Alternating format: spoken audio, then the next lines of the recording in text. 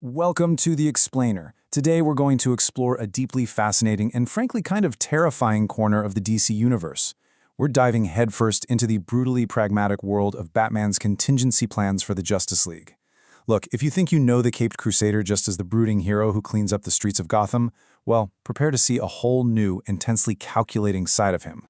It's a classic question, right? Who watches the Watchmen? We all just naturally assume the Justice League is always going to be there to save the day. But what happens if Earth's greatest protectors suddenly become its greatest threat? Whether it's through mind control, corruption, or, some twisted alternate dimension, who stops them? Well, the reality is brutally blunt. Batman already has a plan to neutralize, incapacitate, or, yes, even kill his friends. And he hasn't just thought about this in passing, no way. He has meticulously calculated, fully documented, and stockpiled the exact methods required to take down every single one of his closest allies. Section 1. Why Batman trusts no one. To really wrap our heads around this, you have to understand Bruce Wayne's perspective. Think about it. He is a mortal man standing in a room full of literal gods. He doesn't have super speed, he doesn't absorb solar radiation. Extreme paranoia isn't just a quirk for him, it's his survival mechanism. Way back in the 60s, this alien tyrant named Agamemnon actually swapped the heroes' bodies with villains. That one incident proved to Batman that fail-safes were absolutely non-negotiable.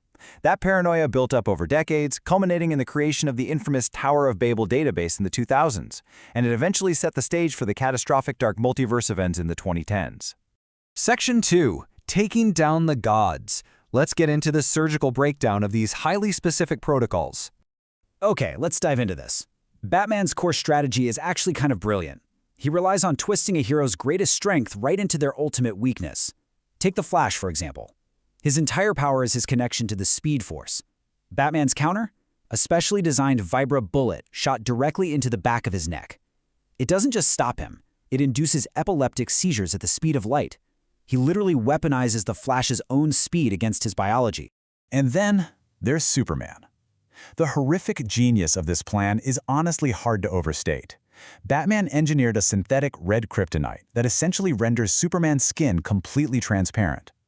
Now, because Superman gets all his powers from absorbing solar energy, removing that biological filter just completely overloads his natural absorption.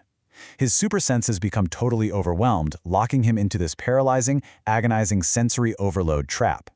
Batman basically turns the sun, Superman's battery, into an instrument of torture. It just perfectly illustrates the sheer volume and the completely clinical nature of Batman's database. He neutralizes the rest of the League by targeting their very physiology and psychology. He hits Aquaman with a fear toxin that induces hydrophobia, literally starving his Atlantean biology. Martian Manhunter gets covered in magnesium nanites that burst into perpetual flame in the air. Plastic Man, frozen solid with liquid nitrogen and shattered into pieces.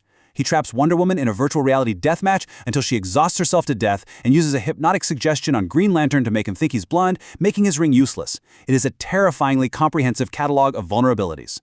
Section 3. The Tower of Babel. Now this brings us to the catastrophic fallout when Batman's meticulous planning inevitably falls into the wrong hands. This is the narrative escalation of the famous Tower of Babel storyline, which, by the way, was later adapted into the fantastic animated film Justice League Doom, where they actually swapped in Vandal Savage as the villain. But in the original comics, it's the mastermind Ra's al Ghul who steals these secret files.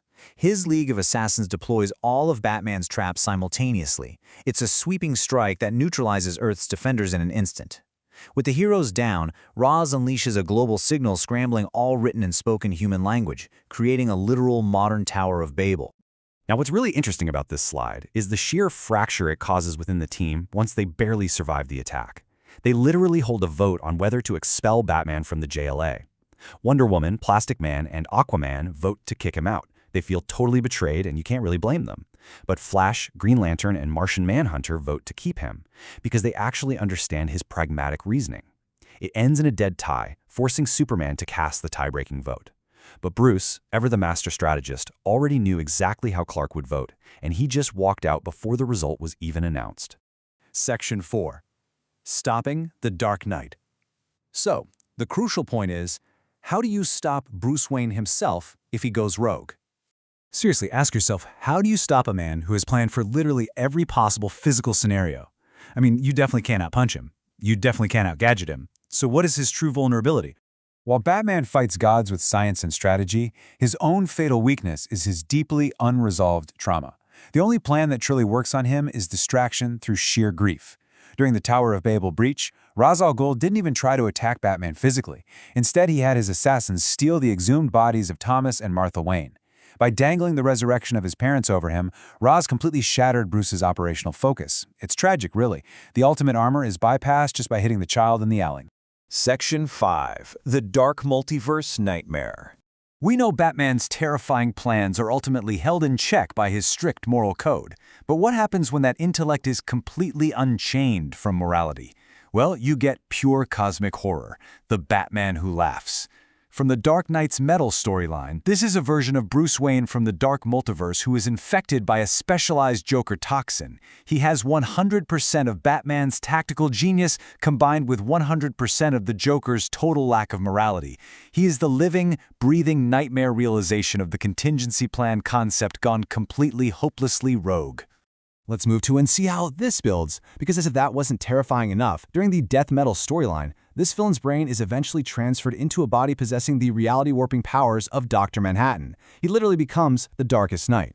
The threat becomes so universally destructive that the real Batman is forced to use a Joker toxin transfusion on himself just to level the playing field. The sheer scale of the escalation is simply mind-bending. And that leaves us with this final, lingering thought. If Batman's intellect and his paranoia can manufacture ways to defeat actual gods, what happens when a broken version of Batman decides he wants to be one? It's a chilling reminder that the line between ultimate protector and ultimate threat is terrifyingly thin. Thank you so much for joining me on this explainer, and keep questioning what's hiding in the shadows.